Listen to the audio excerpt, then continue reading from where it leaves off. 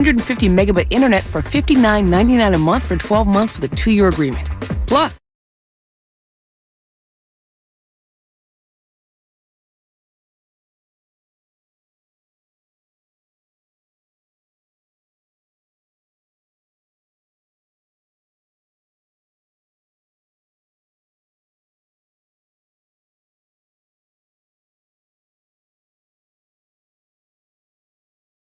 with banks here. The recommended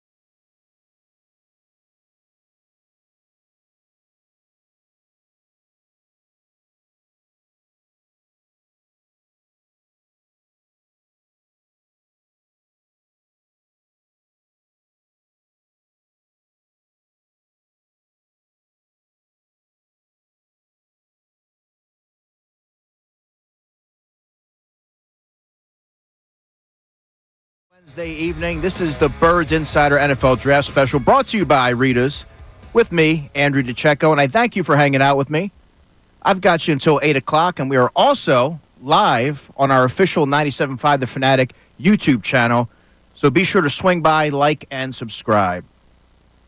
Yes, indeed, we are inching ever so closely to the end of the week, which means we are now days away from kicking off draft week, which is also known as smokescreen week in some cases, because you got to be careful about what you see, you got to be careful about what you read, and the information that you consume, because everybody likes everybody. This team is falling out of favor with this player, and they're trying to trade out of this pick. You just got to, next Thursday can't get here quick enough, and we have some really, really cool plans ahead here in terms of our draft coverage here on 97.5 The Fanatic. I can't wait. And look, there's plenty to get into today as the Eagles executive vice president and general manager Howie Roseman and head coach Nick Sirianni on Tuesday held a pre-draft press conference. I'll touch on some of my takeaways, including Howie Roseman mentioning being aggressive is in his DNA. But would the Eagles trade up? For me, and we'll talk more about it as the show progresses, but it's difficult for me to envision in this particular draft class the Eagles being so inclined to trade up when there's not a big, aside from the top 15 picks, there's not a big discrepancy there. And if the Eagles were to trade down, the caliber of players they could probably get, like a Nick Scorton, the edge rusher from Texas A&M, for example, maybe a tight end like a Mason Taylor, maybe even Boston College edge rusher Donovan Ezeraku, they're all going to fall within that range. So I'm curious to see where the Eagles land. Now, there are a couple of players that would be worth trading up for, but both of those positions happen to be not necessarily viewed as premium for the Eagles.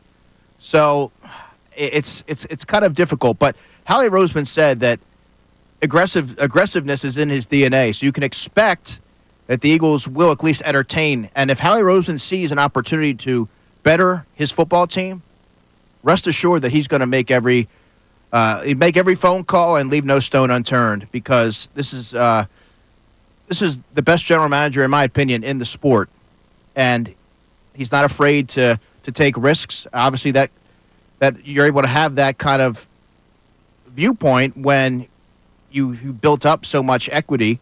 But I think that the way that Howie Roseman operates and the trust that the Eagles have in Howie Roseman allows them to move forward like that. And I would expect the Eagles I would expect there to be a firework or two over draft weekend, but we'll have to wait and see how that goes. Tonight, and I talked about this last week, we are going to dive into my big boards at cornerback, linebacker, and edge.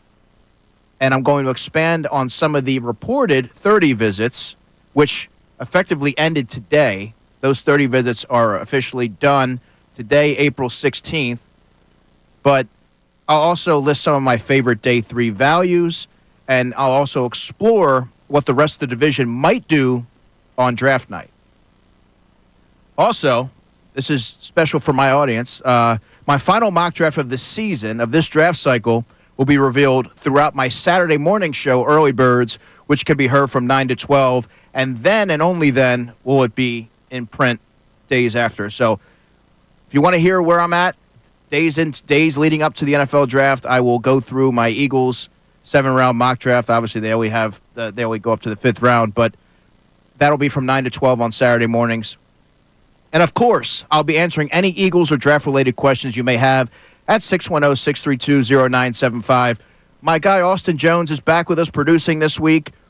Always good to work with him and hear his insights. But to kind of reset the table for a moment, the Eagles have 8 picks in the draft, which takes place from April 24th through the 26th, and they have key areas in need of addressing, including safety, linebacker, corner, tight end, defensive tackle. We're going to get to a lot of those topics and the big boards that I mentioned at cornerback, linebacker, and edge. Last week we did defensive tackle, tight end, and safety. And you can go back and listen to that on the 975.com. But so they're picking in the first round at 32. This is as it currently stands. In the second round, 64. Third round, pick 96. Fourth round, pick 134. Fifth round, 161 via the Texans. Fifth round, 164 via the Browns. Fifth round, 165, courtesy of the Commanders. And their own fifth round pick is 168. And as of this moment, that's where that's going to conclude. But I have to think, with 8 picks, the Eagles have a lot of ammunition if Howie Roseman so chooses to maneuver the draft board. And they can go a number of different ways, but I'm of the belief that sitting at 32, they're going to have a chance to really take an impactful player. Because as you start to go through it, you see there's a world in which they could have their choice from a defensive tackle, an edge rusher, some offensive linemen. They don't have to reach. But it's going to be a really interesting draft class. to see how it all shakes out. There's always a run on a certain position, which inevitably pushes talent down the board. And this is one of the more fascinating classes just because you simply don't know the way that it's going to fall. A quarterback taken very early could shake up everything. But today was the final day, as I mentioned, for teams to exercise their option to utilize 30 visits. Roughly 25 prospects visited the NovaCare complex this draft cycle, and we'll take a closer look at some of those prospects, how they might fit, and where they slot as draft weekend approaches. You're listening to the Birds Insider NFL Draft Special, brought to you by Rita's on 97.5 The Fanatic. We want to hear from you.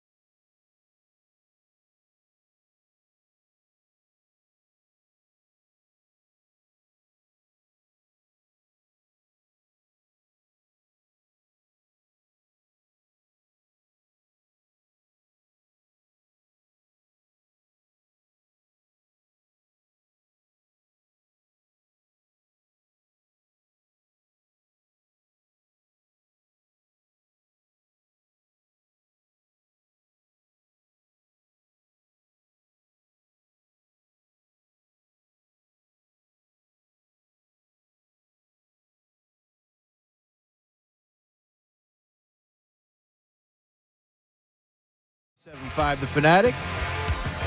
This is the Birds Insider NFL Draft Special, brought to you by Rita's. Andrew DiCecco here. I have you until 8 o'clock tonight. So the Eagles brought in roundabouts about 25 prospects in for 30 visits. And to kind of expand on that, 30 visits, every team is allotted 30 slots where they can bring in players. Now, the term top 30 is no longer. It's just 30 visits because top 30 indicates that they're the top 30 players on your draft board.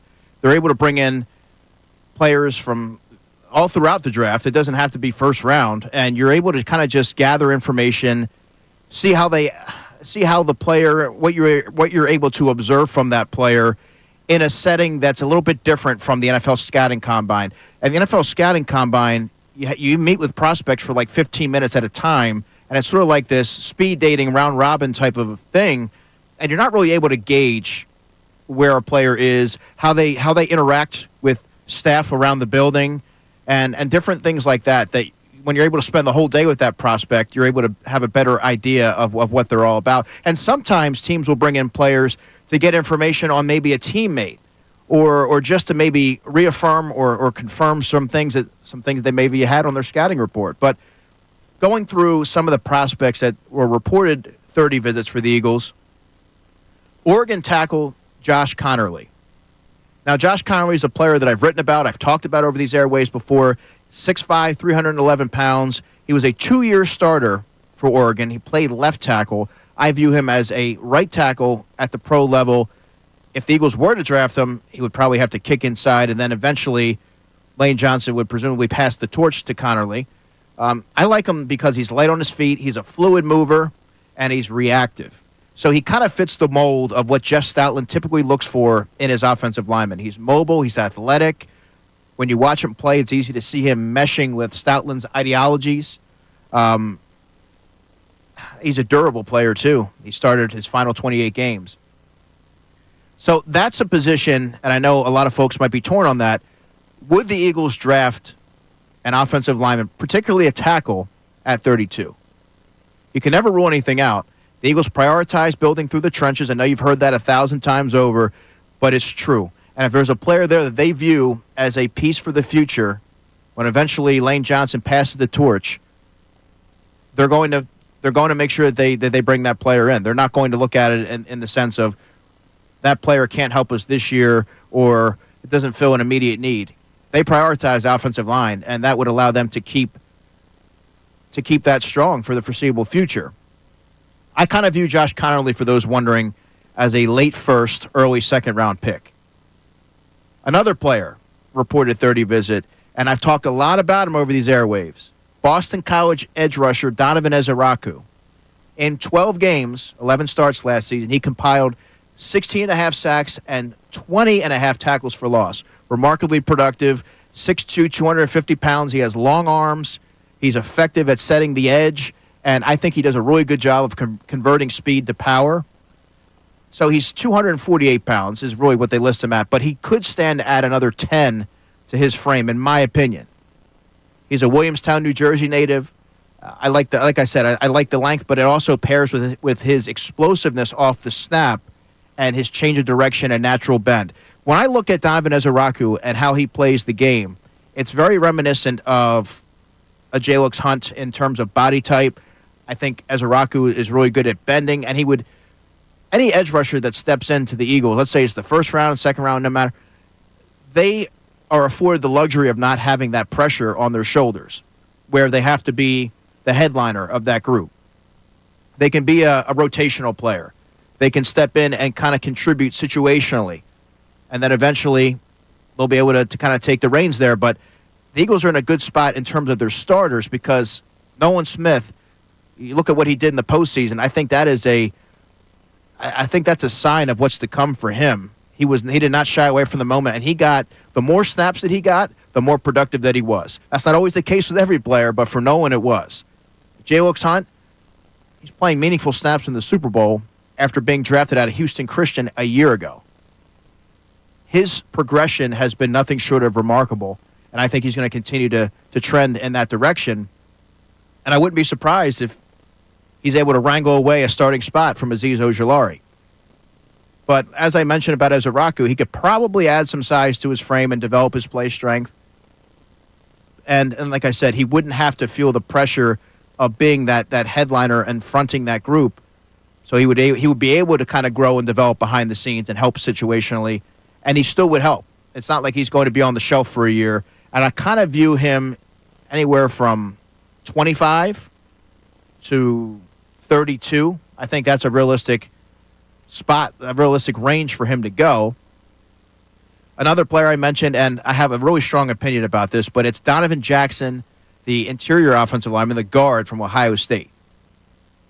The reason why I feel strongly about this is because the Eagles already have Tyler Steen, and they drafted Trevor Keegan last year. He played 35 snaps, so obviously there's not a very large sample size by any stretch, but they drafted him, and sometimes it takes a little bit of time to marinate, and this would be a full offseason in Stoutland University.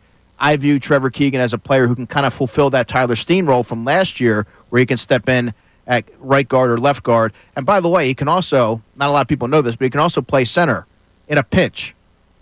But going back to Tyler Steen, I think Tyler Steen performed admirably last season given the circumstances. He was inserted in the middle of games. That's never an easy task. I think that showcased his ability to kind of remain engaged on the sideline and put in the work on the practice field. He's really athletic. He moves well. He had a lot of penalties last year, but I think there was more good than there was bad. And I do believe that now in his third season, he's ready to take that next step. I say all that to say, Jackson at 32, he would be a natural fit, but I don't believe that is a necessity. He would be a surefire plug-and-play option. He can also play tackle as well, by the way, although that wouldn't be the case at the pro level. But he would be a surefire starter. But when you're a team like the Eagles and you have needs elsewhere, more pressing needs, I would say, I don't know that you can draft an interior offensive lineman at 32 or even trade back and draft an interior offensive lineman. Not with a premier pick like that. Not when you need a defensive tackle, an edge rusher, a safety, a tight end. That would all be towards the top of the list for me, not guard, because I'm of the belief that Tyler Steen performed well enough to be given every opportunity to kind of seize that role. If you're going to draft a lineman and a guard, let's say, I think you could stand to wait until maybe later day 2, perhaps. Maybe pick 96. But if you want to get in on that conversation, any questions you may have, 610-632-0975. We'll continue with some of the 30 visits. And Howie Roseman said something kind of interesting yesterday during his availability about potentially, well, he talked about being aggressive, and I have some questions about that. We'll talk about it right here. Listen to the Birds Insider NFL Draft Special on 97.5 The Fanatic. Fanatic Sports Update. I'm Austin Jones, and this is your Fanatic Sports Update. This update is brought to you by Groundworks, your expert for basement waterproofing and foundation repair since 1997. Book your free inspection at groundworks.com. The Phillies continue their series versus the Giants as Aaron Nola will be on the mound today. First pitch is for 6:45. You can catch that game on NBC Sports Philadelphia. The NFL draft is 8 days away, and one player's future who still is in limbo is Dallas Goedert. Jeff McClain from the Philadelphia Inquirer joined Kincade on Salciunas yesterday and provided his insight in when Goedert could be potentially moved. I would probably think there's a better chance that Dallas Goedert gets moved during the draft than Bryce Huff. I did mention earlier, but I think tight end is certainly a position as well that will be addressed at some point in this draft. As I said, the draft is 8 days away, so time is ticking. The Flyers lost their final home game of the season last night to the Columbus Blue Jackets 3-0. They finish their season tomorrow at 7 p.m. as they take on the Buffalo Sabres. You can listen to that game here on 97.5 The Fanatic. The Philadelphia Union will face Atlanta United on Saturday as the game is for 7:30, and you can listen to that game here on 97.5 The Fanatic. I'm Austin Jones on the home for the best coverage of the Birds 2025 NFL Draft, 97.5 The Fanatic and 97.5thefanatic.com.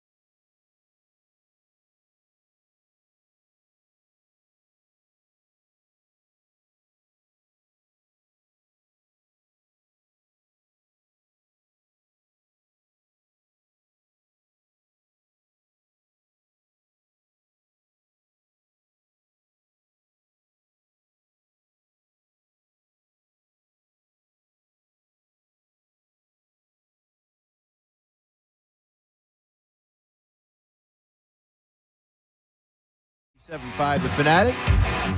You're listening to the Birds Insider NFL Draft Special brought to you by Rita's. Andrew DiCecco here. Have you until 8 o'clock.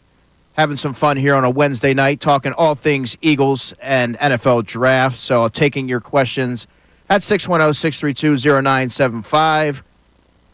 Before we continue, I want to let you know this hour is brought to you by Family & Company Jewelers. Visit them on Route 70 in Marlton, New Jersey, or at FamilyJewelers.com, South Jersey's diamond destination. And Austin, I believe, while on the subject of offensive line, we have a text on that. Yes, we do. This is from Neil. He was actually in on the YouTube, so appreciate him checking in on the YouTube. He said, I'm curious to what you think of Josh Simmons. And Josh Simmons, and if he falls, would the Eagles look at him as a possible replacement for Lane Johnson, where it is he has OT1 potential, but maybe due to a midseason injury, he can be drafted at a discount?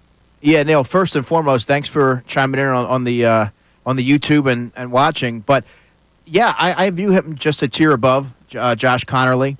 And if it wasn't for that non-contact knee injury that you're talking about that he had in October, he's likely the first offensive tackle off the board. That being said, I love that he was a 2-year starter for the Buckeyes. He moves well. I think he's very patient in his approach. He doesn't get too handsy, and he plays within the structure of what he's being asked to do and doesn't really bail on his technique. I think that would be, and we'll get to this shortly. You know what? We'll get to it now because Howie Roseman made some comments about the draft and the potential of trading.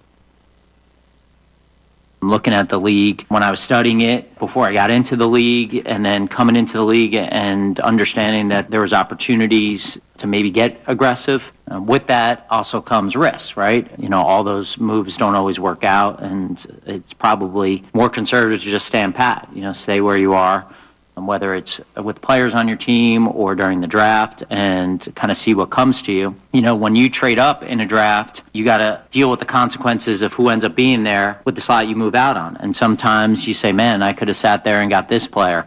And so you have to deal with that too. For me, I think that being aggressive has always been part of my DNA, and feel fortunate that I have people around me who support that, Coach Jeffrey, and it allows us to take chances and to try to be aggressive. So there was Howie Roseman, who spoke yesterday with Nick Sirianni in their annual pre-draft availability, and he mentioned that being aggressive is in his DNA.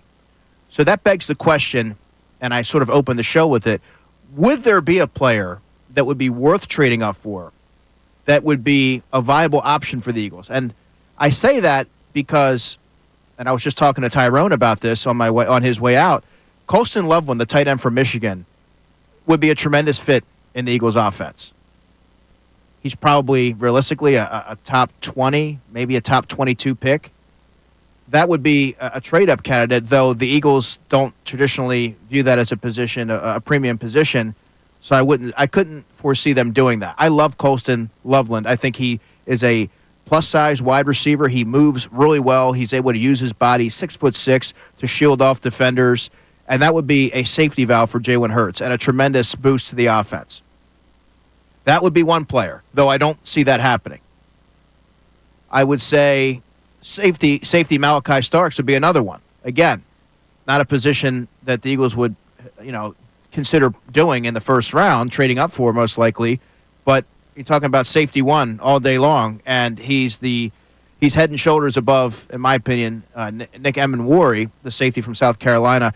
At 6'1", 197, Starks, you like the length there, but I like that he's vocal on the back end. He is an elite communicator. He has natural leadership qualities, which the Eagles lost when they shipped C.J. Gardner-Johnson to Houston. C.J. obviously was a very vocal presence on the back end, and it made a enormous impact on the progression of Quinyon Mitchell and Cooper DeJean.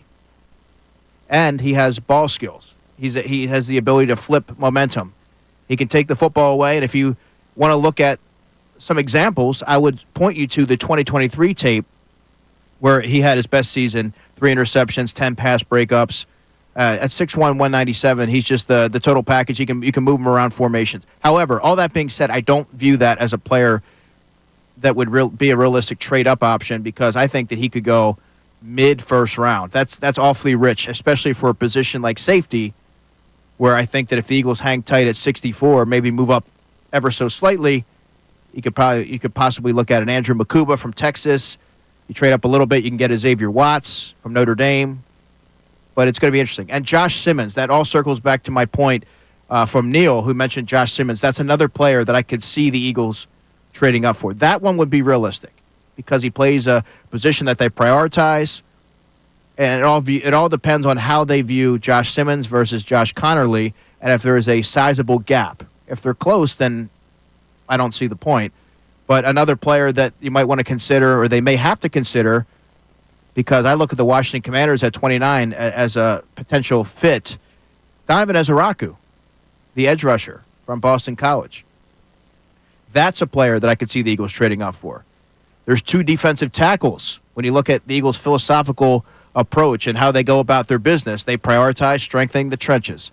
Derek Harmon from Oregon, he's actually grown on me a lot during this process, 6'5", 315 pounds. And Walter Nolan, who is now showing up on virtually every mock draft out there as option 32. I view him more as anywhere from like 22 to 32. I think that's fair. But all it takes is one team. I mean, I've seen him go anywhere from mid-first to all the way to the back end and falling to the Eagles at 32. That's a player that obviously the Eagles do their due diligence on because he's a polarizing player for a lot of reasons. We're not going to get into that, but those are 2 players right there, Derek Harmon and Walter Nolan, 2 defensive tackles that would make a little bit of sense too. Austin, is there any players that you could foresee the Eagles doing that would make some sense and align with their values? I would go, you started with Malachi Starks. I would put him in that category just because he is a position of need for this team. I believe, Howie's probably going to want a young safety that could come in and be that playmaker and fill in for CJ. I also want to go with James Pierce Jr. out of Tennessee. He absolutely blew away the combine there when he was down there. What was that, in March? So I want to say if Pierce or Starks start to fall around to that 25 to, say, 28 range, I think Howie could make a call. I don't think he would jump within the top 20, but if there's a guy, one of them 2 sitting around pick 25, I think he could make the move to try to move up. Yeah, that would be feasible, and it all depends on where they land, let's say, for an Ezeraku versus James Pierce. And Pierce is another polarizing player, of course, from Tennessee. I don't even know if they would have to trade up for him. The Eagles, and they mentioned during their availability yesterday, how much confidence and trust that Big Dom, that he's really built up over the years, and rightfully so. And they do their due diligence, and they have the infrastructure in place to support a player that maybe other organizations aren't able to. They have the locker room for it. They have the culture for it. They have the coaching staff in place for it. So James Pierce is a good one, Austin. I could definitely foresee that. Wildly athletic, and that would be somebody that I could see that as well. I think they're more likely to trade down, actually, than they would to trade up. But that's not to say you don't know how the board's going to fall. And Howie Roseman, he will be aggressive. He's earned the right to take risks because he usually this will now be he's going on 5 consecutive drafts if he knocks this one out of the park. But there's another player. We talked about 30 visits, and before we're going to get to my big boards at corner in a few moments shortly. But if you listen to my early bird show Saturday morning from 9 to 12, I mentioned this player as somebody to keep an eye on. I mentioned him as a name to file away, and that was offensive lineman Wyatt Millum from West Virginia, a 4-year starter at left tackle. He played right tackle in high school. He's a second-team AP All-American, 43 starts. He has shorter arms, so that may eliminate the possibility of playing tackle. I view him as a right tackle, if anything, but I think he's going to be a high-caliber guard, a highly effective guard. Plays with a mean streak, which I like. He moves really well. He's intelligent. You can see by the way that he's able to kind of maneuver. A patient player, good body control. But I mentioned him as a player that the Eagles had interest in, and then yesterday you hear that he was one of the players who was a 30 visit. So that's a player that at 64 would be right in the sweet spot. I have him as a late 2, early 3, and he would be a guard. So if they do go that route, he would make a lot of sense. But we're going to continue the conversation because I am about to reveal my cornerback big board, and I'm going to talk about the cornerback landscape for the Eagles because it might be a little top-heavy. You listen to the Birds Insider NFL Draft Special, brought to you by Rita's Water Ice on 97.5 The Fanatic. Andrew Salciunas.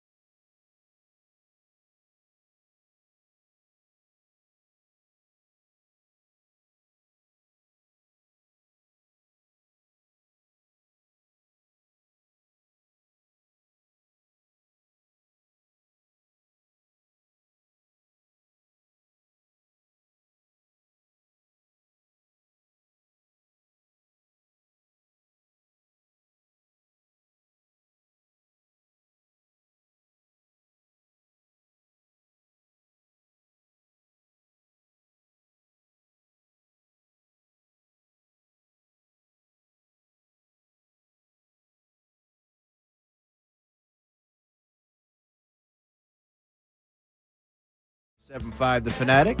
You listen to the Birds Insider NFL Draft Special, brought to you by Rita's. Andrew DiCecco here. I have you until 8 o'clock. And we were talking about some defensive tackles. And, Austin, I believe we have a comment on Walter Nolan. Yes, this is from Tom checking in. Appreciate you listening, Tom. He said, what are your thoughts in regards to the Eagles potentially taking Walter Nolan at 32 to try to replace Milton Williams? Tom, thanks for weighing in. I appreciate it. And to answer your question, I view him as the perfect fit for the Eagles. Now, a lot of things have to align for it to work out, of course, but there is a world, and there always was a path for him to make it to 32. But if they do have to trade up, It may only be a handful of spots. I'm seeing him all over the draft board, whether it be mid-round, all the way to late. It all depends on the team and the fit. But I think that pairing him next to Jalen Carter would be an ideal scenario for the Philadelphia Eagles. His ability to be an interior force, be a disruptor, provide pressure. He had 6.5 sacks last year. 6'4", 300 pounds. I like his ability to be just as effective against the run. He plays with an attitude. That, to me, it needs to be a priority because, and I've said this many times over these airwaves, the loss of Milton Williams is going to be impactful. He played 48% of the defensive snaps. Jordan Davis played 37%. Moro Ojomo played 37%. Now, I'm a big Moro Ojomo advocate. I think he's performed really well. He is undersized, though, and you have to worry about undersized players taking on an expanded role because sometimes that diminishes their effectiveness. And to be honest, the Eagles were really light on interior defensive line depth anyway last season, and they were very fortunate that they had the benefit of a healthy room. But I think Walter Nolan would be a really, really good pairing next to Jalen Carter. And look, he's going to see single. He's going to be singled up against the guard, and I think that's where he's going to thrive. And he plays with such an attitude that it would blend in seamlessly with the culture that the Eagles have established, and I think that would be a really good pairing. And they have the infrastructure, like I said, to support a player like that who's played for a multitude. He had many stops across his football career, but the cornerback position is very interesting because although they have Quinyon Mitchell and they have Cooper DeJean, it's still fairly light. Keely Ringo and Adoree Jackson is going to be a matchup to watch and see if one of those players runs away with it for the starting spot opposite Quinyon Mitchell. There's one player that I don't think we talk nearly enough about. I do, but he's often forgotten about because he only played in 7 games last season. That's Eli Ricks, entering his 3rd season. 6'2", 188 pounds. He has the length. He has the pedigree. And the Eagles kept him around on the roster for a reason. Despite all the different maneuvering, he remained, even though he wasn't playing. Perhaps that was for a moment like this. Now, I'm not suggesting he's going to start. I want to make that abundantly clear. But I believe that they view him as a cost-effective depth option that maybe at best he can fulfill that Isaiah Rodgers type of role where he can come in and be that outside corner for you in a pinch. But I've liked Eli since, coming out of the draft. Of course, he was my rookie diary subject in 2023, so I spoke to him every week and I got to know him. And I think that there's a lot of potential there with him. And then beyond that, there's a couple of players that you probably aren't familiar with. Perry Nickerson, the veteran. Tariq Castro-Fields, if you watch Penn State football, you may remember him from a few years ago. He was drafted by the Panthers. And A.J. Woods. A.J. Woods went to Pitt, and he was an outside corner, but he's 5'9", 185 pounds. So his spot is going to be inside. But as I'm kind of going through that, I think you can see where I'm going. You don't just want to bank on Keely Ringo and Adoree Jackson, one of those two players running away with the starting job.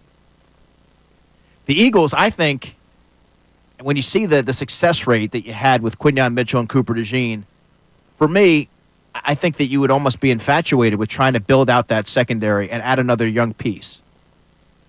And this draft has a lot of players, especially in the first couple of rounds, that would be ideal fits for Philadelphia. And it's also important to note that there's been about 3 or so premier prospects at that position that have visited Philadelphia on 30 visits.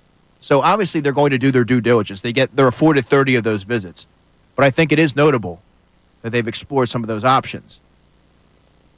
But without further ado, we're going to go through the cornerback big board. Honorable mentions. These are players who just missed my top 5. Trey Amos from Ole Miss. I mentioned Trey Amos a lot here. I like his athleticism. He bounced around a little bit, and he started at the Sun Belt for Louisiana Lafayette. He was part of the Raging Cajuns. Then he went to Alabama, and then he went to Ole Miss because the person who recruited him at Alabama went to Ole Miss. Good length, physical, good long speed. Like him a lot. He was also in Philadelphia for a 30 visit. How about Benjamin Morrison from Notre Dame? This is a player that he started the first 6 games. He missed the last 10 with a hip injury, so I think that kind of made him a little bit, out of sight, out of mind. And he is a little bit lean. He has a wiry frame at 6 foot 195. But he is so technically sound. And I view him as just a technician more than a fluid cornerback. But that's a player that in the second round would be an enticing option for the Eagles. But coming in at number 5, this player was also in Philadelphia for a 30 visit, and that is Maxwell Hairston, the corner from Kentucky. He was a 2-year starter. Now, he's only 5'11", 185 pounds, so he lacks the desired size to play the perimeter. But when you run a 4.28 and you have the ability to take the football away like he does, the twitchiness, the short area quickness, it's very tantalizing. He played in a mixture of man and zone at Kentucky. Watch his 2023 tape where he had 11 passes defended and 5 interceptions. He only had 1 last season, so that's not really a good barometer. I think if you watch the tape, you see his ability to manipulate quarterbacks with his eyes. He's a smart player. He's willing to throw his body around as a tackler. He does have the slight size, though, so you have to worry about durability concerns at the next level and the availability in terms of just being able to withstand the rigors of a full slate of games. But he's, like I said, he's a fluid mover who closes the gap in the blink of an eye. He can flip his hips and run with anyone. And he's a willing tackler in run support, but I do worry about his size. And one thing that really jumps out when I watch Maxwell Hairston is the twitchiness. To add to his 4.28 40, he also managed a 39.5-inch vertical and a 10.9 broad. So this is an explosive player that I think would be an interesting fit with the Eagles, pairing with Cooper DeJean and Quinyon Mitchell, perhaps. The next player I'm going to table for a moment because he's one of my favorite defensive players in this draft class, and he does slide in at number 4. And he's gonna, and I'm torn because he's going to be 24 coming up here, which I'm noticing is the case with a lot of these prospects. They're going to be 24 years old. But if you want to weigh in on the cornerback discussion, that's 610-632-0975. The cornerback big board is starting to be revealed, and number 4 on my list is coming right up. You're listening to the Birds Insider NFL Draft Special right here on 97.5 The Fanatic. Fanatic Sports Update. I'm Austin Jones, and this is your Fanatic Sports Update. The NFL Draft is 8 days away. One player's future who still is in limbo is tight end Dallas Goedert. Jeff McClain from the Philadelphia Inquirer joined Kincade and Salciunas earlier on Tuesday and provided his insight on when Goedert could be potentially moved. I would probably think there's a better chance that Dallas Goedert gets moved during the draft than Bryce Huff. I did mention earlier, but again, I think tight end is certainly a position as well that will be addressed at some point in this draft. The Flyers lost their final home game of the season last night to the Columbus Blue Jackets 3-0. They finish their season tomorrow at 7 p.m. as they take on the Buffalo Sabres. You can listen to that game here on 97.5 The Fanatic. The Philadelphia Union will face Atlanta United on Saturday as their game is for 7:30. They're currently 4-1 on the season, and you can listen to that game here on 97.5 The Fanatic. This update's also brought to you by Wawa. With Wawa's new $2, $4, $6 menu, craft the order you want with options at $2, $4, and $6. Limited time only. Gotta have a Wawa. I'm Austin Jones on the home for the best coverage of the Birds 2025 NFL Draft, 97.5 The Fanatic and 97.5thefanatic.com.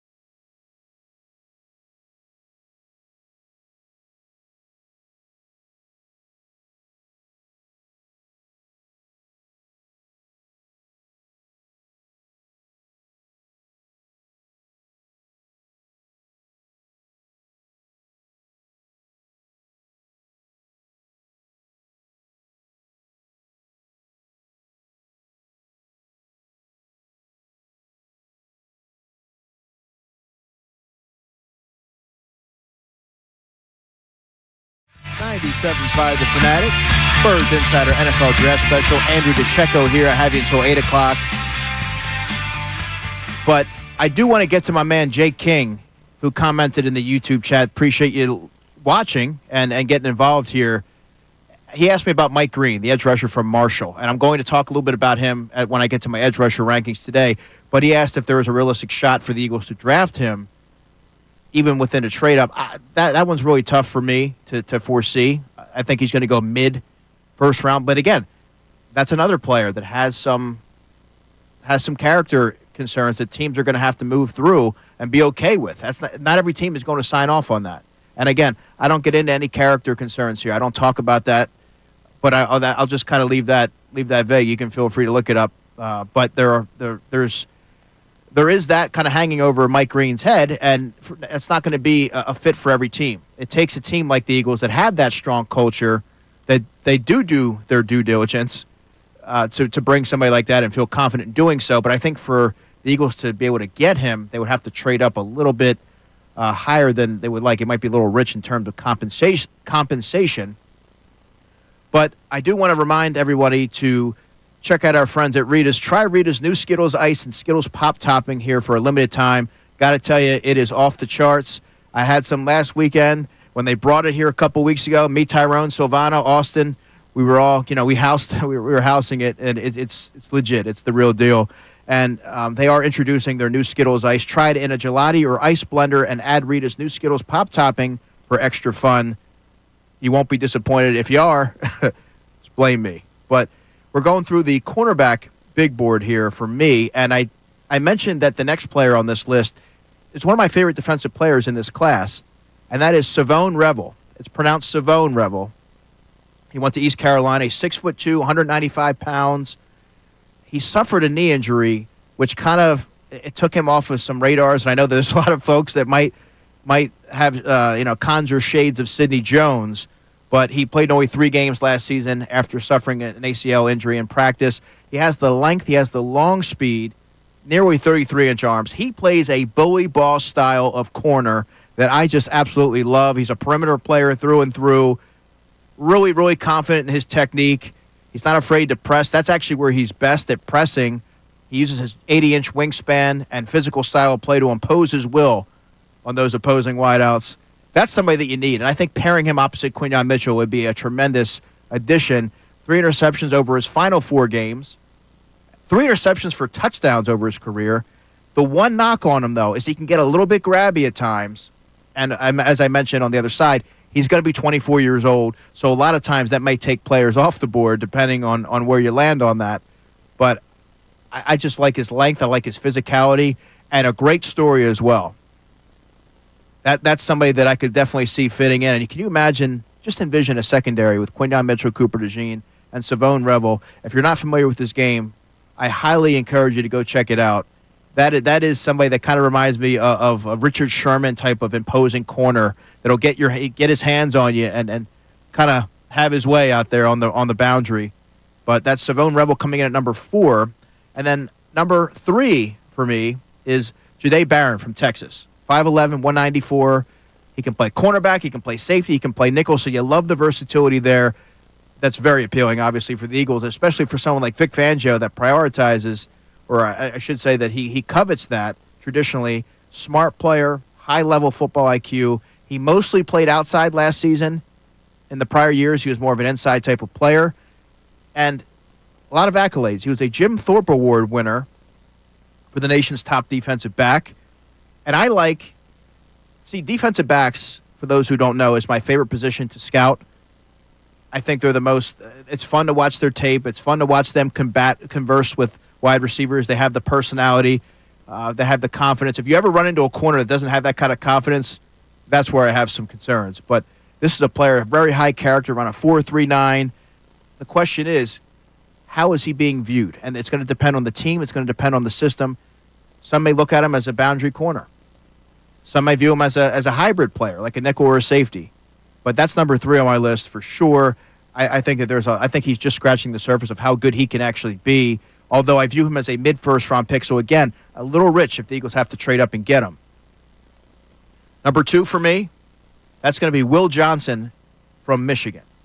A 3-year starter for the Wolverines, long corner and tailor-made for the boundary, polished cover man, as I like to say, and he has very refined footwork.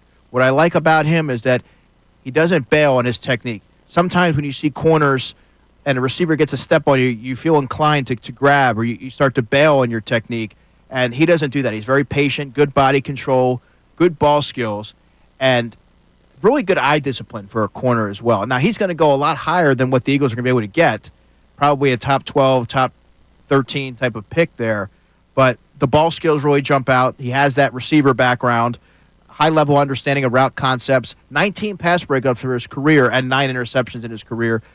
I do believe that he's going to be a day one starter for some team. I don't think there's going to be a drastic acclimation period like there sometimes is for corners. So Will Johnson from Michigan, 6'2", 195. That's my second-rated corner. Also want to remind everybody, we are WPEN and WPEN HD1 Burlington, Philadelphia, a Beasley Media Group station broadcasting live from the Comcast Business Studio, powering possibilities. And without further ado, this one's going to be kind of easy, but my top-rated corner is Colorado's Travis Hunter.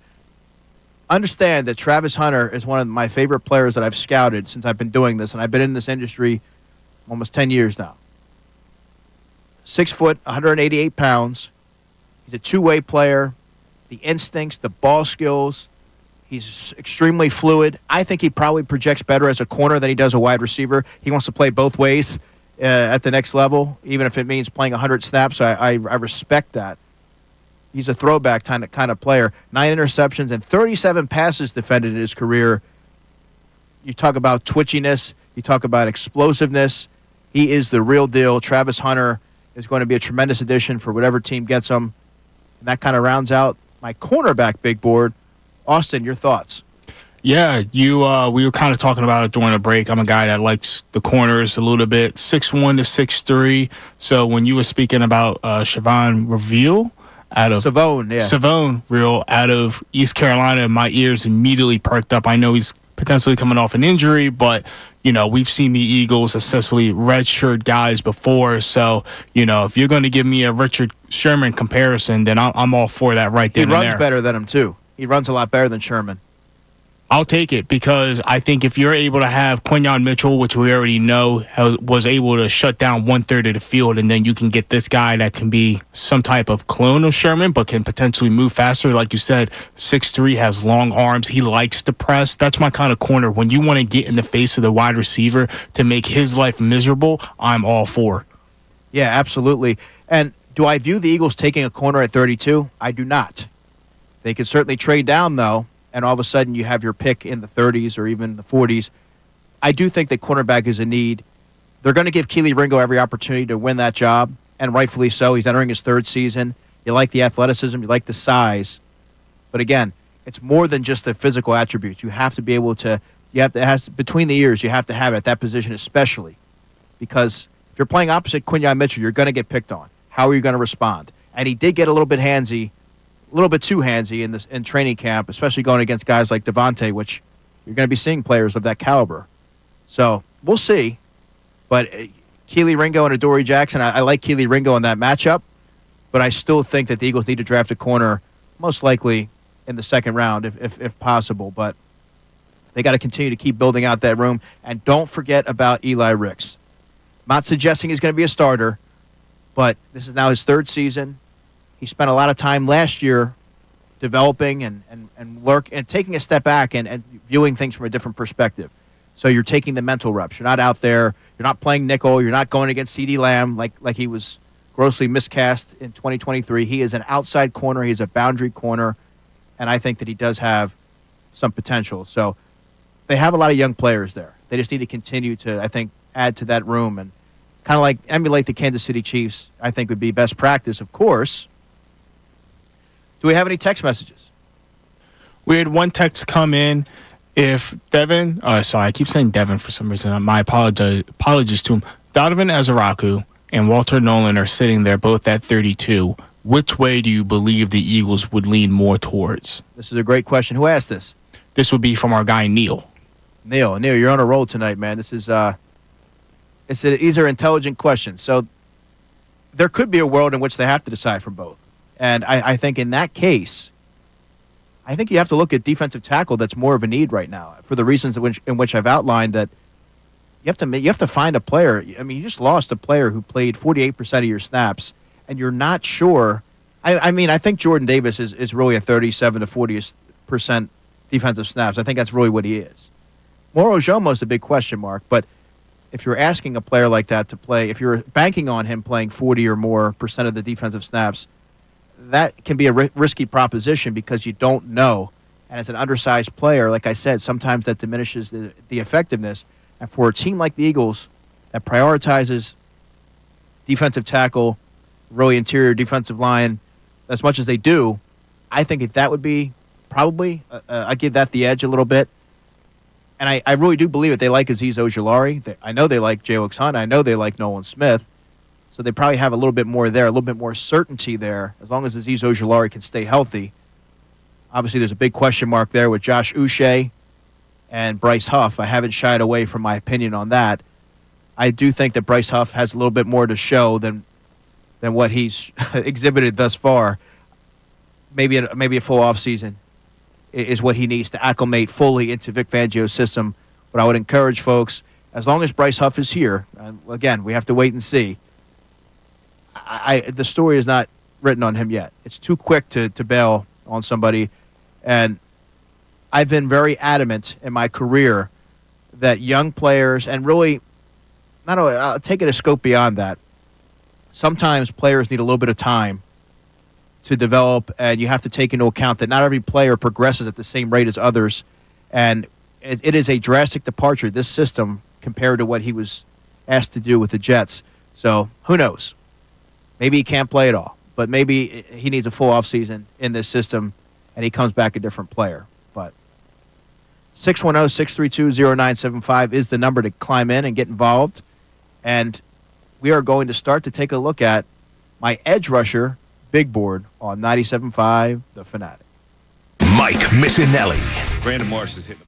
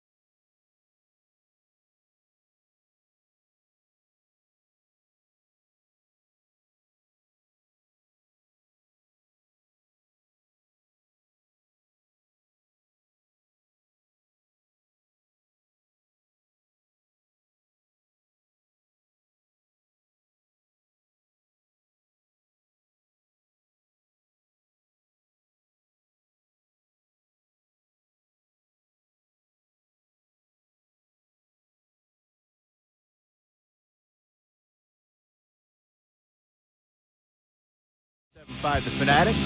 You listen to the Birds Insider NFL Draft Special, brought to you by Rita's. Having some fun here on a Wednesday night.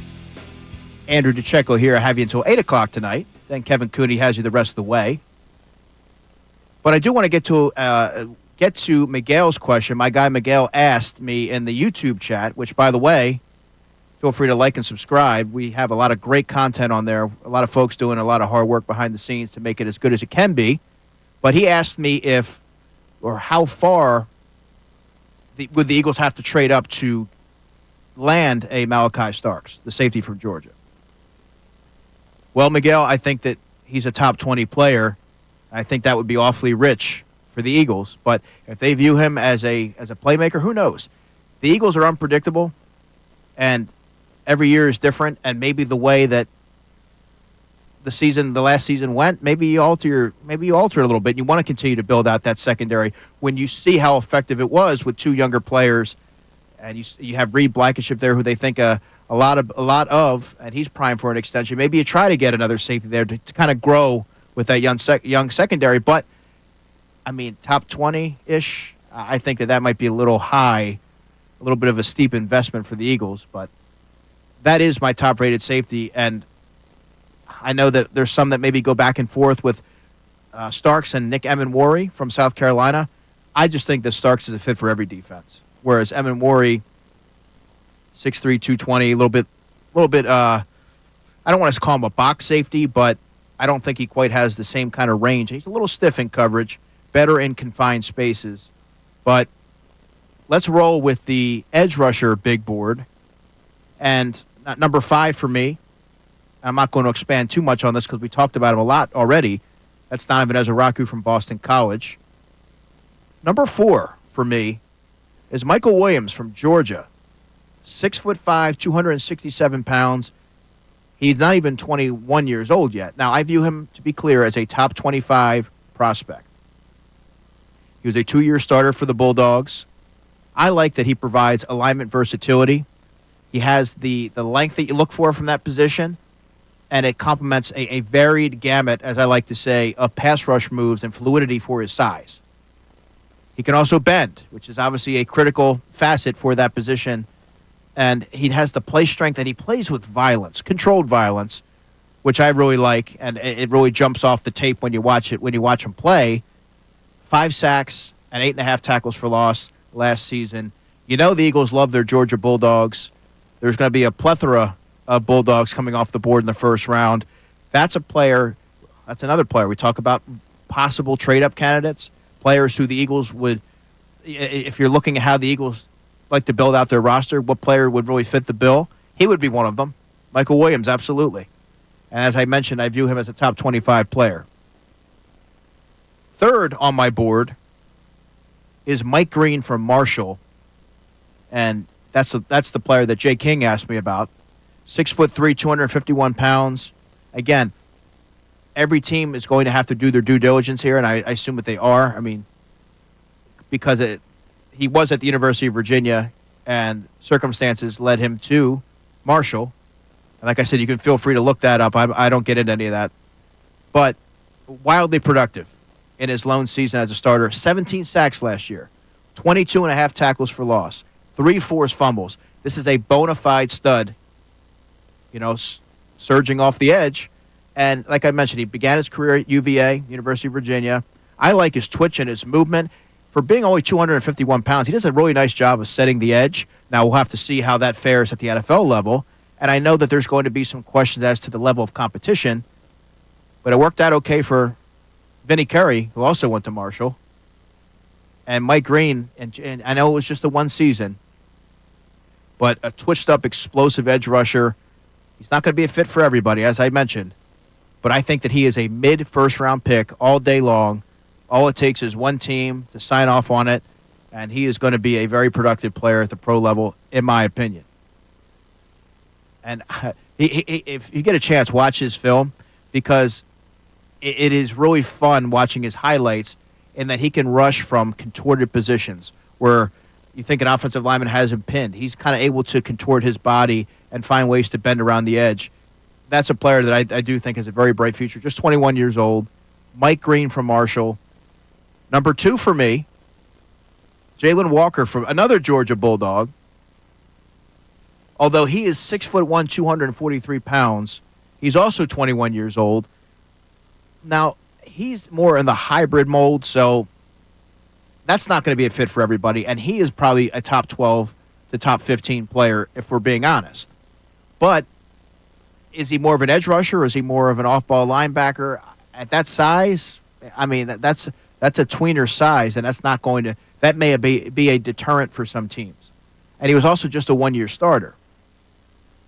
You know, I like his twitchiness. I like his range. He does have some coverage ability, which stems from his ability to play some off-ball linebacker.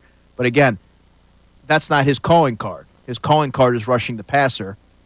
And I like that he has a good understanding of how to use leverage to his advantage. Not a lot of young players have that fully grasped in my experience. His hands and his feet and his rush, they're in constant unison. That's something that I jotted down when I was watching his tape over the draft cycle. 11 starts in his career, 12.5 sacks, and 18 tackles for loss. Again, that's a player that I can foresee going in the top 12.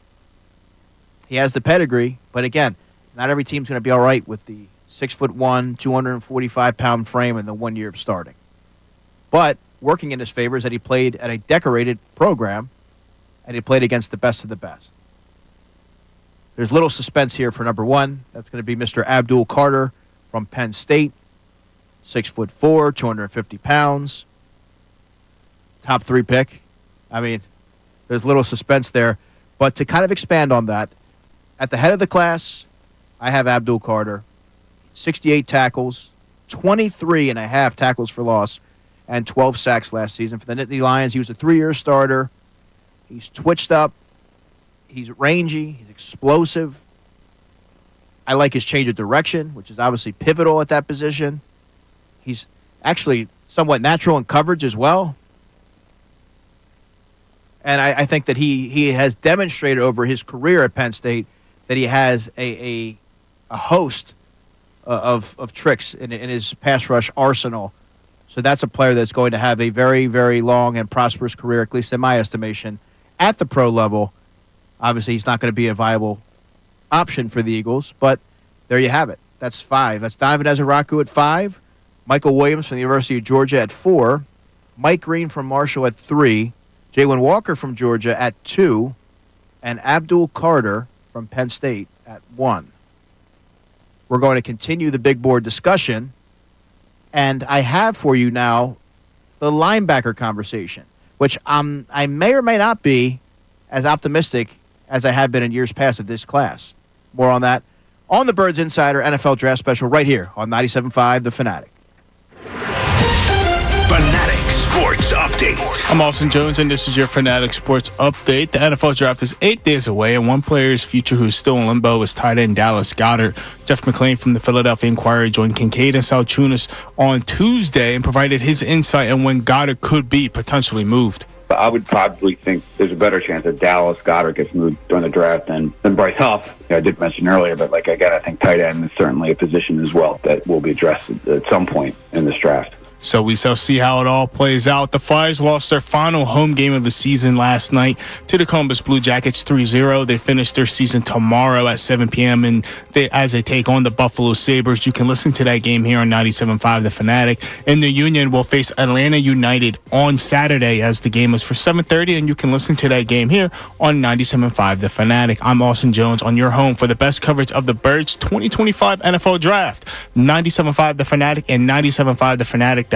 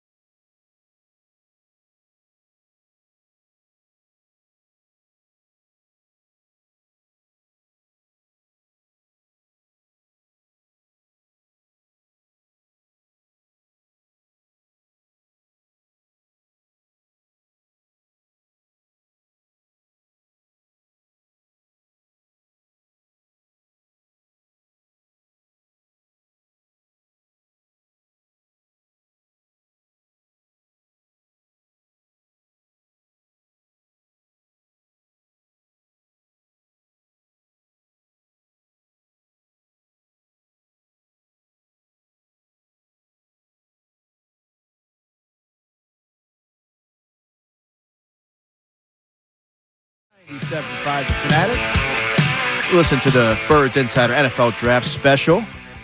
Andrew DiCecco here. I have you until 8 o'clock, and then Kevin Cooney has you the rest of the way with Philly Sports tonight. Nothing like a little old-school Def Leppard to get the juices flowing. Looks like we have a call there. It's Will from Brookhaven. Yep. What's going on? You're on 97.5 The Fanatic. How you doing, Andrew? Doing well. Just calling in like a hypothetical trade-up scenario from Howie. Like, what if we was able to trade up to Green Bay's 23, offer Bryce Huff, and I guess give them, I guess, a future first-round pick or whatever, and then trade back with the Houston Texans and do like get 25 and do a pick swap where we get their 58 and they get our 64, and then possibly an extra pick in the third round. Appreciate the call, Will. Look, it takes a lot for a team to want Bryce Huff. There's a lot of scenarios that have to go right, and I appreciate you calling in. Now, the player itself at 25, I could foresee the Eagles trading up to secure a player like Michael Williams. I like him a lot, and I think he'd be a tremendous fit for what the Eagles do. Obviously, he has a body type, at least in terms of weight, of Brandon Graham, but I like the length that he has. I talked about the violence in which he plays, and he has that Georgia background, so that would be a really good fit. That would be one of the players that would be worth trading up for. However, I don't know that if you could throw Bryce Huff in a trade that's going to sweeten the deal. It may have to be future picks in there, but Throw some water ice in there, maybe. Yeah, it's something to kick around. Speaking of our friends at Rita's Water Ice, good little segue. Try Rita's new Skittles Ice and Skittles Pop topping here for a limited time. And our friends at Rita's are introducing the new Skittles Ice. Try it in a gelati or ice blender and add Rita's new Skittles Pop topping for extra fun. Trust me on this. It is out of this world. Austin can attest to it. I'm a big Rita's guy, so I'm going to definitely probably stop by this weekend and see what they got going on. But let's continue the conversation here. We are moving right through the big boards, and we're going to round things out with linebacker. That is a position that obviously is a sore spot more often than not here in Philadelphia. Not so much now that they've gotten such exceptional play from Zach Bond and Kobe Dean. But we're going to start with linebacker here at I should mention my honorable mentions here. Jeffrey Bassa from Oregon. Demetrius Knight Jr. from South Carolina. He is 25 years old, so I like the way that he plays, but he was immediately off my big board due to age. I don't foresee that being a viable option. And it was kind of close with the fifth player on my list, so I kind of gave him a bump down to honorable mention. And then Chris Paul from Ole Miss. That's a player that I think I have him slotted in the fourth round. I have Demetrius Knight, late third round, early fourth round, and Jeffrey Bassa, late third, early fourth round. But number 5 on my list is Kobe King from Penn State. Kobe King is another player who has visited the Eagles on a 30 visit. Sturdy.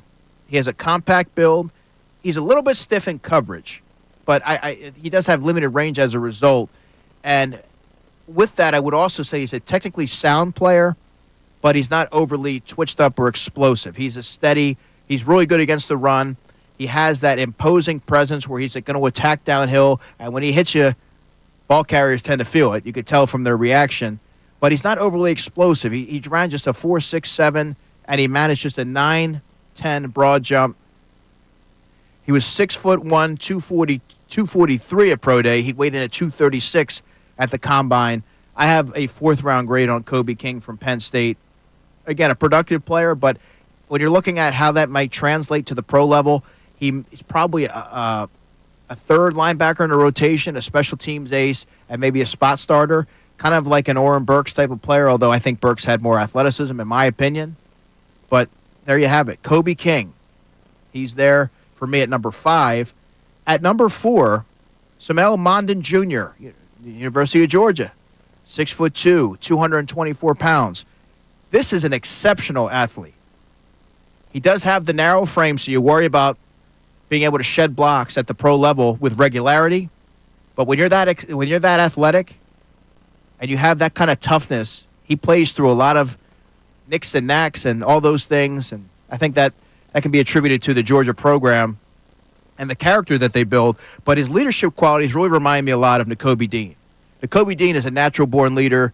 and somebody that I think is going to be, along with Reed Blankenship, centerpieces of that defense and vocal leaders for that group. But he kind of reminds me of that type of leader who's vocal, lead by example, continuously does things the right way. He was a 3-year starter, so obviously that's very appealing. Very good change of direction and lateral range, and he has long arms, over an 80-inch wingspan. What I like about him, and you could watch, there's certain nuances to his game. He plays the game with veteran savvy, and I really do like his blue-collar approach. He's not afraid to play special teams, despite having such a decorated resume. I don't necessarily view him as a Mike linebacker. I view him more as a Will. And if you're looking at one knock, I guess it's the minimal ball production, just 6 pass breakups and an interception in his career. But he also is a solid blitzer. So you look at the Eagles and what they do with their sim pressures and how they utilize the Kobe Dean at times, that's a player that would fit very well into what Vic Fangio is trying to accomplish there, and really the practices that the ideologies that he has in place there. So Samel Mondin at number 4 from Georgia. Number 3, Danny Stutzman from Oklahoma. This is a player who I have slotted to go in the 3rd round. I should mention that Mondin I have as a late 3, maybe early 4. Stutzman in the 3rd round, 6'2", 233 pounds, 3-year starter for the Sooners, so you like that. He racked up 100-plus tackles in each of the past 3 seasons. And I like it that he has a high level of football intelligence, but there's a lot of variance to his game in terms of coverage. And to be an effective NFL linebacker in the new age, you have to be able to cover a lot of ground. I've seen some good, I've seen some bad from him, so I don't like the inconsistency, but he is a player that flows to the football with urgency. He plays with violence. And I think that he does a really good job of processing quickly and using his hands to be able to elude and slip past blockers. He's always around the action. 11 passes defended and 3 interceptions in his career, so he doesn't make a ton of plays on the football. But this is a player that if he's your 2nd or your 3rd linebacker, I think you feel pretty good about it. But I think based on the assessment, as I'm kind of running through this, you're able to see that I'm not overly bullish on this linebacker class. I'm just not. There's the 2 players that headline this group that we're going to get to. I think Mondin has the potential to be a player who rises a little bit and goes a little bit earlier based on the athletic traits that he has. But again, not every team's going to be all right with a slender frame, especially playing that position. And because he's such an effective blitzer, is that going to translate to the pro level? All these things need to be taken into consideration. But I do have Danny Stutzman at third on my list. Number 2, UCLA linebacker Carson Schlesinger. He's a true Mike linebacker at 6'3", 242 pounds. What's interesting about him is that in 26 games, his first 2 seasons, he only managed 27 tackles and a sack. But in 2024, last year, he had 136 tackles, 8.5 tackles for loss, 4 sacks, and 2 interceptions. He plays with a lot of speed. I like that his sideline-to-sideline prowess. He didn't run it all during the testing, and he only did the short shuttle, but the tape will show you a player who plays with his hair on fire. Now, sometimes you can draw comparisons to the way that Sidney Brown plays the game because he'll take poor angles, and sometimes a play may escape him because he's going 110 miles per hour. But this is a highly intense player. I think that he's showing signs of who he can be. He's only had 1 season of true production, but this is a second-round player all day. I view him as an early second-round player at that, and he fits the mold of a modern NFL linebacker in his coverage acumen. You see a lot of downhill thumpers in the old-school vein, but you don't see a lot of the prototypical coverage linebackers right now. And to cover some of these athletic move tight ends and running backs and tracking them out of the backfield, you have to be able to cover a lot of ground, and he certainly does. As I said, I have a second-round grade on him all day long.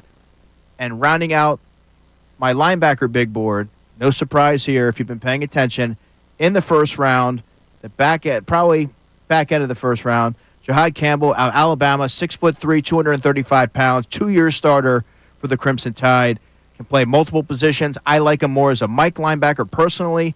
I like his length at 6'3", as I mentioned, but he can really run, and he showcases his coverage acumen when you watch him play. I believe that he can match up with any tight end out there, and he has the body type. He talked about We talk about all these different tight ends and like a Colston Loveland and him being 6'6", 250. Talk about Mason Taylor, 6'5", 252. This is a player who can cover those players, and he's not going to be a liability. He has the range. He is twitched up. He's explosive. He rapidly reads and diagnoses plays. Highly intelligent player. Good football IQ. It jumps off when you watch his highlights. He's only 21 years old, and he's only getting better. That's what makes it so exciting. One of my favorite players in this draft class. He ran a 4.52, jumped a 10.7 broad jump, and it has an 80-inch wingspan. Listen to this for production. 117 tackles last season, 11.5 tackles for loss, and 5 sacks. That is a wildly productive player, the head of the class, in what, in my estimation, is a very weak group of linebackers. So if the Eagles need to take they do need to take one, but if they were to take a player that they're expecting to have an early impact, it would have to be on day 1 or day 2. 610-632-0975 is the number to get involved. I got you till 8 o'clock. And we're going to take a look around the NFC East. What might some of the Eagles' opposition, what might be their plan of attack? We'll talk about that here on 97.5 The Fanatic. Tyrone Johnson.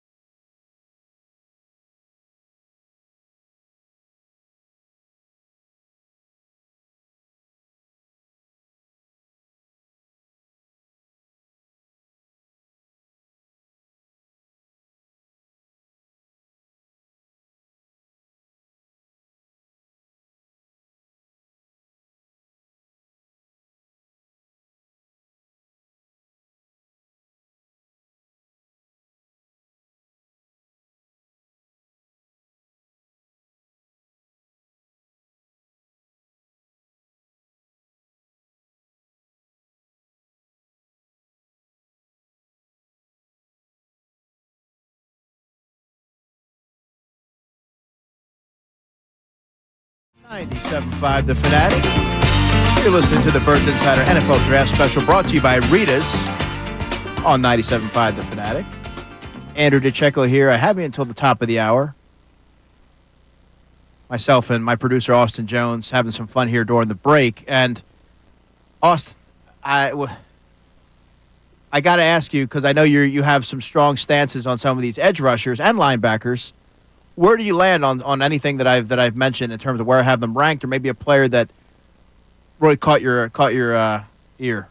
Yeah, so I've been beating the drum of Michael Williams out in Georgia just because, number one, of course, he's a Georgia guy, but the fact that more than 30% of his tackles have been a TFL, for those that don't know, tackle for loss, so that means he's getting in the backfield, whether that is a sack of the quarterback or tackling a wide receiver that might get an end around in the back, or perhaps a running back that is just, flat out just trying to run the ball through his side. I like him a lot, just the fact that he is versatile. He can play up or down. I feel like that's key for this defense because you can see Nolan Smith with his hands not in the dirt on the edge, or you can see his hands in the dirt applying pressure off the edge. Another guy that I liked, and this would be later on in the draft, you didn't get a chance to mention him, maybe you can give the people some information on him. Landon Jackson out of Arkansas. The fact that he is 6'6", 245, he's a 2023 first-team All-SEC, 2024 second-team All-SEC. The fact that he can also play up or down, that versatility really speaks to me. And the fact that he has great hands and he's fast to set the edge. I feel like his combine, not much new where he was at. I'm not saying that he tested outside of the waters, but I definitely feel like he, evaluated, I'll say this, he upped his status within this draft. I'm really glad you brought up Landon Jackson because he was in my honorable mentions that I neglected to mention. James Pierce was there as well, and so was Nick Scorton from Texas A&M. But, yeah, Landon Jackson's a 3-year starter, nearly an 84-inch wingspan. That's tremendous. That's exactly – I think Josh Sweat had 81-inch wingspan. So this is – you look at that profile, 6'6", 264 pounds. He's powerful. He's explosive. He had 6.5 sacks in each of the past 2 seasons. Obviously, those numbers aren't going to pop off the paper, but numbers don't always tell the whole story. If you watch him game to game, you see a player who dominated at the point of attack, very physical, and I believe he has a bright future. I have a second-round grade on him all day long. That's not a player that I've heard a lot of buzz about with the Eagles, but that's not always indicative of what they may be thinking in terms of thought process. If they want him in the second round, they're going to have to trade up from 64 in all likelihood to get him. I think he's a top 55 player. But we talked a little bit about the NFC East and what the Giants might do, what the Cowboys might do, and the Commanders might do. And I want to kick that idea around a little bit because it's really interesting. The Giants have the 3rd overall pick, and they have a ton of needs. But, obviously, they're best served in taking the most impactful player. And in my opinion, that's going to be Abdul Carter, assuming he doesn't go 2 to the Browns. Travis Hunter would also warrant some consideration there as well, assuming he doesn't go before that. But the Giants can't really go wrong with either player. That's kind of where I go. No, they can't. They could go Abdul Carter, pair him with Brian Burns. I know Kayvon Thibodeau hasn't necessarily lived up to the hype that they took him with that draft pick a few years ago. You flip to the other side of the draft card and look at Travis Hunter. Well, they can definitely use a cornerback to cover the 2 wide receivers that the Eagles have, CeeDee Lamb on the Cowboys, as well as Terry McLaurin and Deebo Samuel down in Washington. So, yeah, I'm thinking they could probably use a corner. Or do you want to go the other route and put him at wide receiver, pair him with Malik Neighbors? I know the quarterback position isn't world beaters, but the fact that when you can at least have 2 stud wide receivers, 10 times out of 10, a quarterback that comes available later on down the line as a veteran is going to probably circle the Giants and say, well, at least they have 2 star wide receivers for me to get the ball to. That's really interesting. I don't know which way they would go. I think the prospects of pairing Travis Hunter with Malik Neighbors and the fact that you could have a shutdown corner, depending on how they're scouting him, it's kind of hard to go against either one. Abdul Carter is a player who's going to make an immediate impact as well. The Giants, they can't mess it up, right? Yes, they can. It's the Giants, of course. But no, they're in a good position. I saw something earlier today that Joe Sheen doesn't feel the pressure to take the quarterback at 3. A month ago, I was sitting here saying if Shedeur Sanders is there, too. Yeah, I remember we had that you go and take him. But now that we're, 8 days out, you've seen all the smoke screens. You don't truly know what to believe. You have no idea what the Cleveland Browns are going to do at number 2. So, that's really where the draft seems to start from what everybody is saying. We all know Cam Ward is probably going to go number 1 now. But once number 2 is on the clock, where's the draft going to go? And I cannot wait to cover Thursday night with you all. I'll be on the air for 6 hours from 6 to midnight. Make sure you bring that tea. And I'll be joined. I need tea. I drink tea every day these days. But I will be joined by some friends, and we are going to provide the best NFL draft coverage in the city. I promise you that. But let's take a look at our friends with the Dallas Cowboys. They're picking 12th. Now, there's a couple of players, Austin, that I could foresee being fits. Ashton Genty, the running back from Boise State. When you look at what they have there at running back, Miles Sanders, Javonte Williams, I don't think that they move the needle. They certainly don't for me, but there's another player, and Matthew Golden from Texas. Their wide receivers right now are obviously CeeDee Lamb is their premier player, but then they have Jalen Tolbert and Jonathan Mingo. Tolbert I like as a third receiver. Mingo I didn't like at all during the pre-draft process, and I don't really like the way that his career is going as a pro. So I think for them, it would make some sense if they were to kind of look into the Matthew Golden wide receiver from Texas sweepstakes. By the way, he ran a 4.29 40. He ran so well that he didn't have to do anything else really the rest of the whole combine or even pro day. He can play inside. He can play outside. And Austin, that Jerry Jones is going to be coming. He is infatuated with speed and those type of traits. Yes, I'm with you in regards to the receiver room addition for the Dallas Cowboys. I also had Matthew Golden. I also had the wide receiver. I'm just going to call him T. McMillan from Arizona. Yes. I'm sure if you're a football fan, you saw some of the crazy numbers he was able to put up there this past season. It's a little bit of a juggling act. A lot of people don't know where he's going to go. Some people are saying like he could jump up into the top 10. Yeah, I think he's early or mid first round, at least in my opinion. Right, or he could go, mid to end. So those seem to be the 1-2 right there for the best receivers in this draft class. And, we'll just have to see how it goes. But I think they're definitely looking at wide receiver because they've just been putting, just Band-Aids on the position outside of CeeDee Lamb. Yeah, it seems like it's like Michael Gallup or this, that, and the third. Brandon Cooks. Brandon Cooks. Brandon Cooks has played for like half the league, it feels like. But they still have not been able to settle on a high-end number 2 to complement CeeDee Lamb. And if you're thinking you're thinking in logical terms, which sometimes the Cowboys, they don't think in logical terms. They think in Jerryland. So that might be the route in which they go. Matthew Golden, I just think of the 4-2, the wide receiver, he's going to be able to make a splash. It just seems like a Dallas Cowboys type of thing to do. But the curious one for me is what the Washington Commanders do at 29, because they don't have a lot there at edge rusher. They have Dorrance Armstrong and Dietrich Wise. And you could also potentially look at wide receiver because they're in a spot there, Austin, at the tail end of round 1. Luther Burden, the third from Missouri. I love his game. Although it's close in comparison to Debo a little bit.